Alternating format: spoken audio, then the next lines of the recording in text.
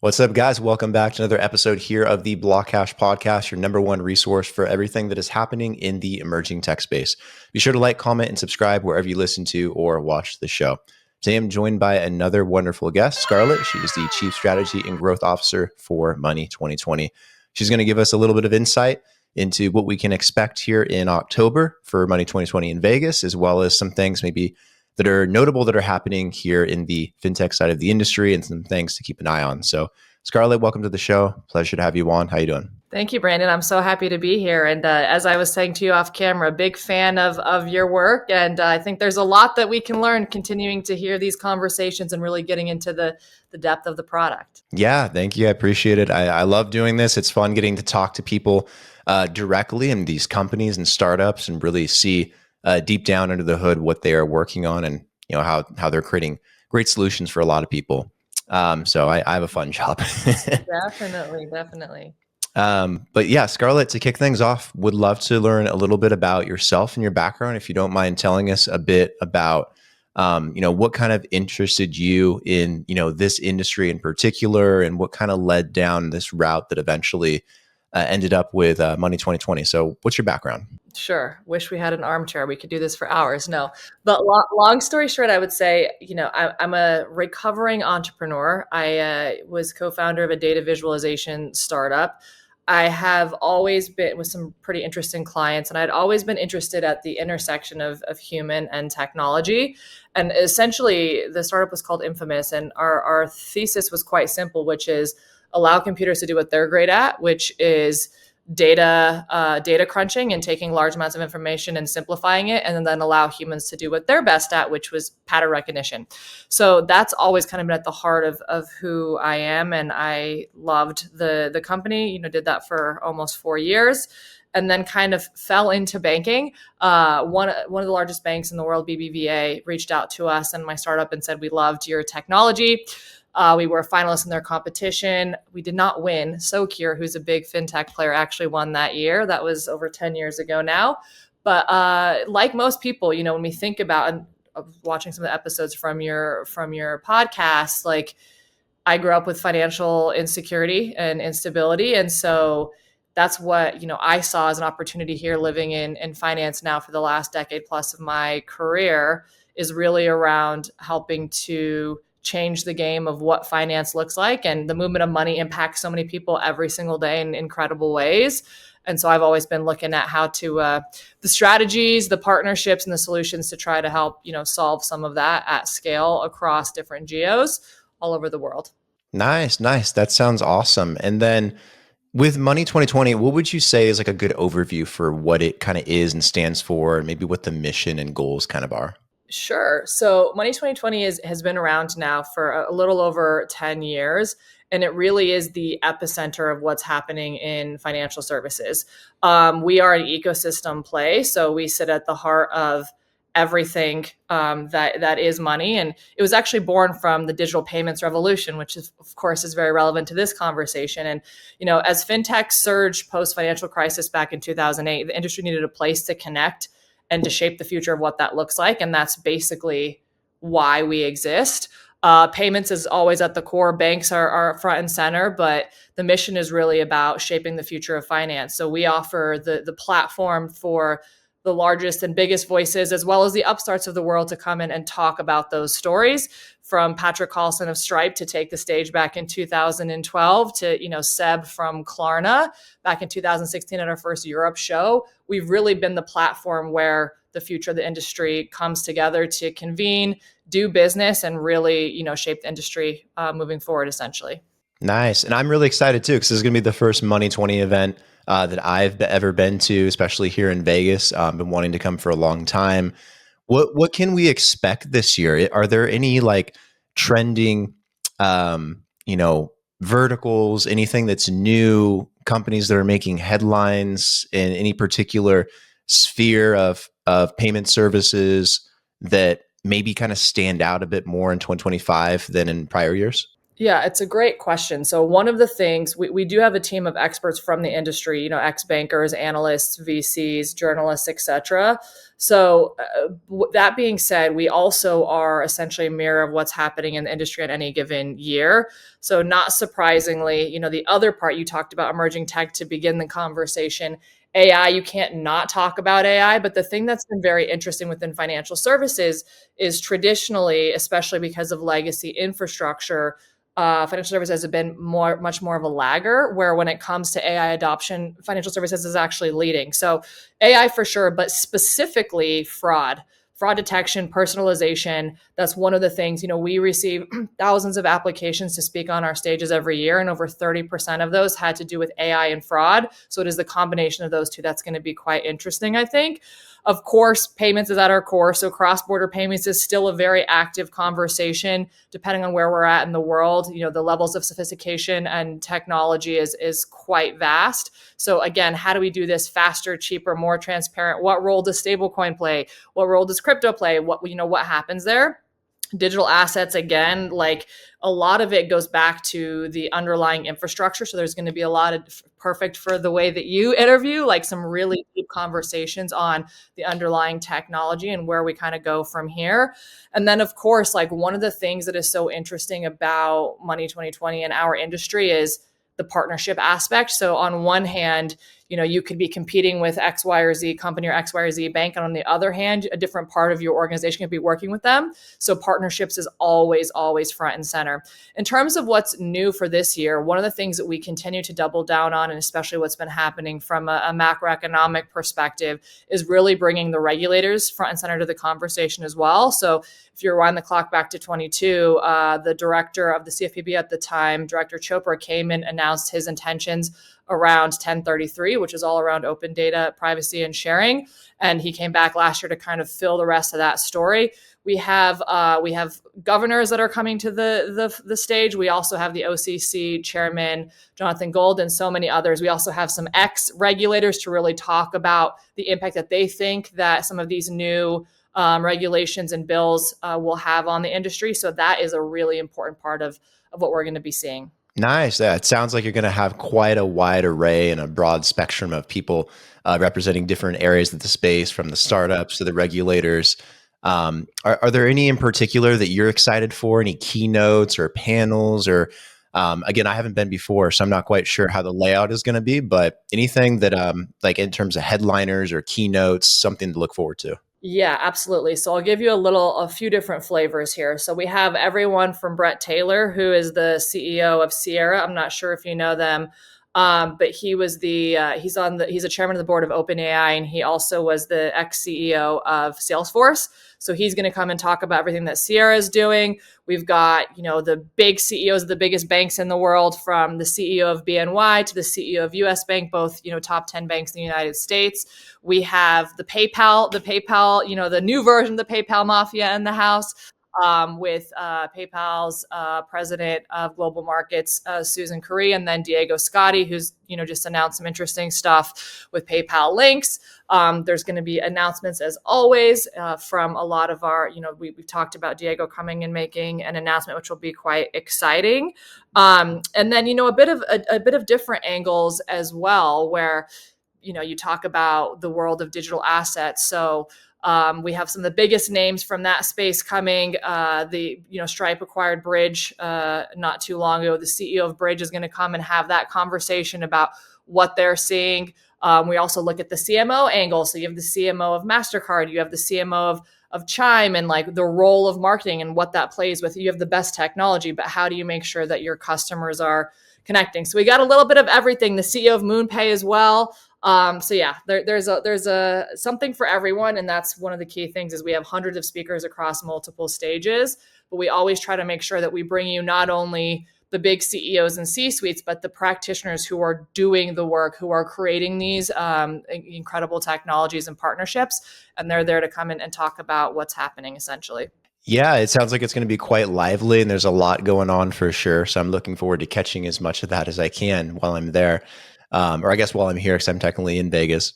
But you also mentioned AI. AI has been something that's been really hot the last few years, and it's accelerating incredibly rapidly, especially in agentic, in the payment space. Any of that you expect maybe that we'll see at Money 2020 in terms of maybe some solutions for payment services that are like kind of AI focused? Yeah, definitely. We had Stripe's CTO speaking at the show because we have shows across different geographies all over the world. So we had a show in Europe back in June, and Stripe CTO came and talked about how Stripe is thinking about agentic commerce and all of the different bots and everything that they're using. So there's definitely going to be a lot of that discussed. There's also some announcements related to that we're really excited about. So we will certainly be covering that in a few different angles. And one of the things too, especially for you and your audience, is yes, you have the CEOs, but we also focus on the CTOs as well. I obviously just talked about Stripe, but we have Tim Ryan, who's head of technology for Citi, who's going to be coming and talking about basically how legacy banks like Citi, or traditional banks like Citi, are really thinking about doing things differently in the role of infrastructure. So that's pretty interesting as well.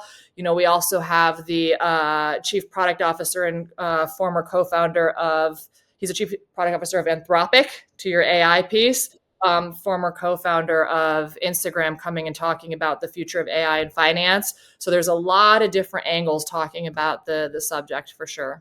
Interesting. And then another thing I wanted to ask about is stablecoins. It's something that we saw profoundly throughout the summer. Some people dubbed this last summer stablecoin summer. Everything from PayPal and their new PayPal stablecoin to Bank of America, JP Morgan announcing they'll have internal stablecoins at their respective banks, to obviously legislation with the Genius Act and Clarity Act coming. Do you imagine that there will also be some kind of talk around that as well? Because I imagine that's got to have a huge reverberating effect on the payment space.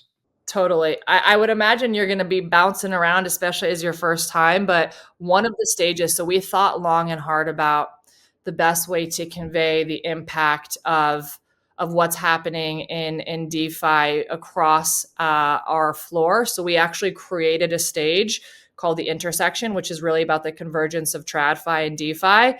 And so that would be, stablecoin is going to be hot and heavy there. It will certainly be throughout the agenda more broadly, but we literally have sessions around stablecoins and banks. You're going to have some of the biggest banks in the world having these conversations. You listed a bunch of them just there. We're looking at, different perspectives as well, talking about the role of compliance and how that hinders or helps everything that's happening right now, from Kraken's chief compliance officer to the chief compliance officer of Go Cardless. And so we really look at every angle, but we're going to have 3 full days of content all around that intersection of these two worlds coming together. And stablecoins is certainly one that is going to be discussed a lot, as you would imagine.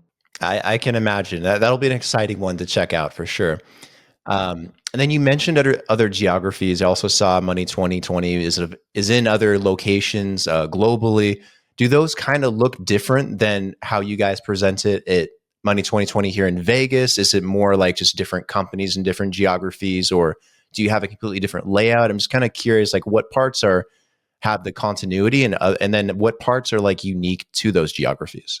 It's a very interesting question. So in terms of like the formula of Money 2020, it looks and feels quite similar regardless of where you are in the world. So we, as you mentioned, we do have locations all over, with Europe being the largest FinTech show on the continent. We have a show in Bangkok every April that really focuses on Southeast Asia and beyond. And we actually just had our first launch in Riyadh, in Saudi Arabia last month. And so in terms of the look and feel, there is a lot of consistencies about how we show up and what that looks like. And it really is an experience. It's a lot of fun. People get business done. There's some great content, but they also really enjoy themselves.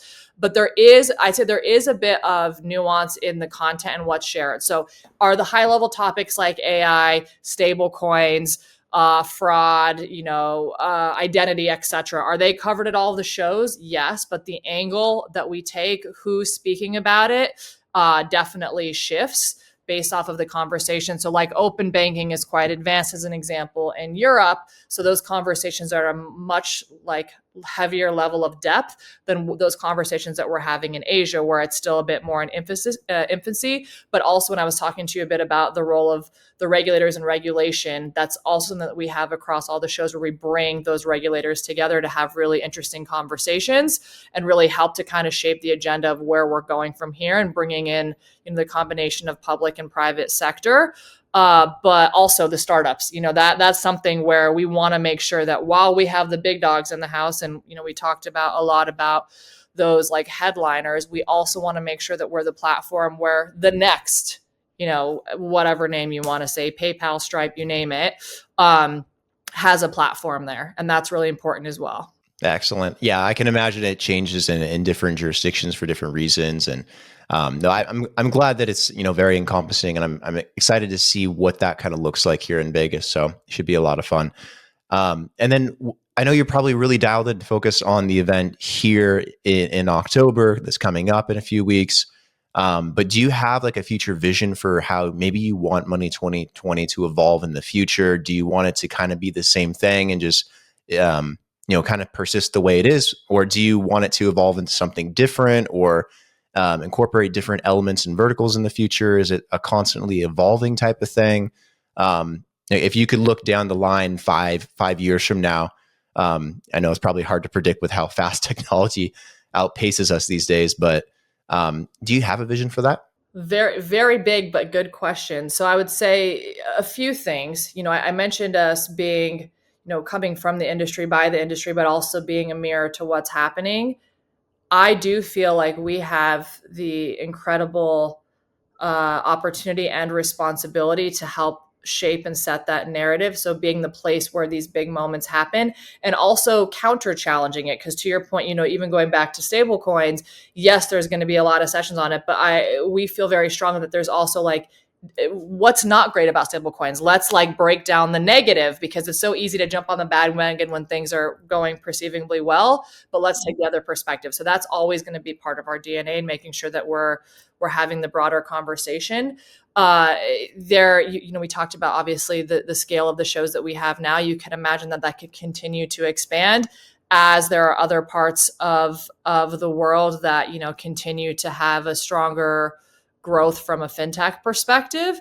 But then also the brand of Money 2020 and being the place where these big moments happen doesn't have to necessarily live within the walls, but it can live, virtually as well. We started a TV show. We have a lot of other podcasts as well. We've been doing the podcast game back since 2019, before it was a cool thing to do. And like, that's really important to us, to make sure that we're having that conversation all of the time.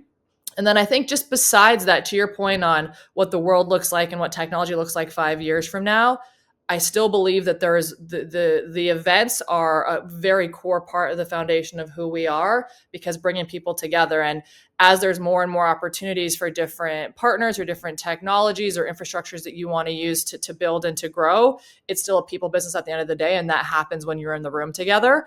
And that is what, we get really excited about, is bringing the smartest people together possible in financial services and seeing what comes out the other side. And a lot of times it's pretty incredible. Absolutely. Absolutely. So if someone wants to go to Money 2020 here in October and they want to get their ticket and figure out what the agenda is going to be and start making a plan, how do they go and start doing that? Did you just go to the website and start there, or? Yeah, I think that's the best thing. Go to the website, money2020.com. There's a whole lot of information there on the agenda, obviously tickets, etc.